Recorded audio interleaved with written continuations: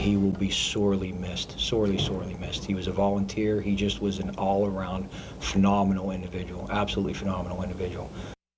A state liquor control enforcement agent is dead after he was stabbed in Moon Township. Police say Benjamin Brallier was out for a run on the Montour Trail yesterday morning when a stranger stabbed him to death. Good evening. Thanks for joining us at 11. I'm Ken Rice. Tonight we're also learning more about the suspect who already had an active criminal case for felony robbery in Allegheny County. KDKA's Jennifer Barrasso has been digging for answers on this. She reached out to the judge who let that suspect go on a non-monetary bond last year. Jen.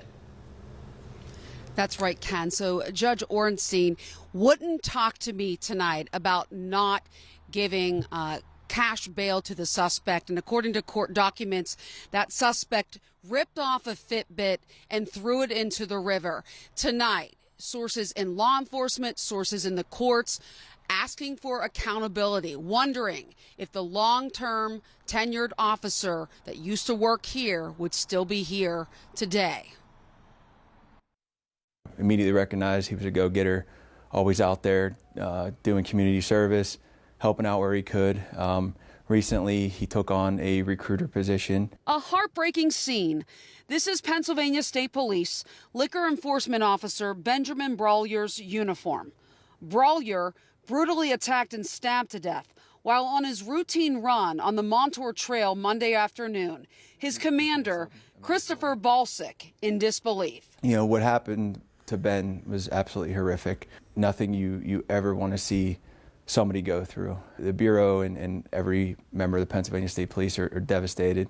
KDKA has learned the same suspect charged with Brallier's murder, 25-year-old Anthony Kaysen, was arrested in June of last year for robbery and other crimes at Point State Park under the alias Antonia Kasem. Court records show Magistrate Judge Xander Ornstein granted Kaysen a non-monetary bond. The suspect never returned for court.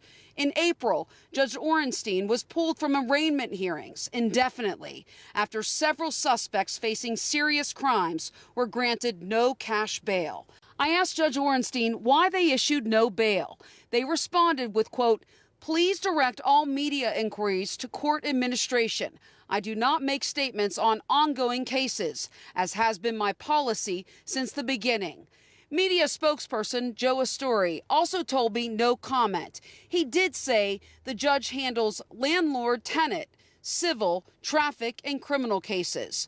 Sources tell me the suspect's parents are cooperating with law enforcement. They said their son was acting out, had behavioral issues, and was homeless. Police say they found Kaysen several hours after the stabbing with cuts on his hands and bloodstains on his clothes. Police believe it could have been a random act.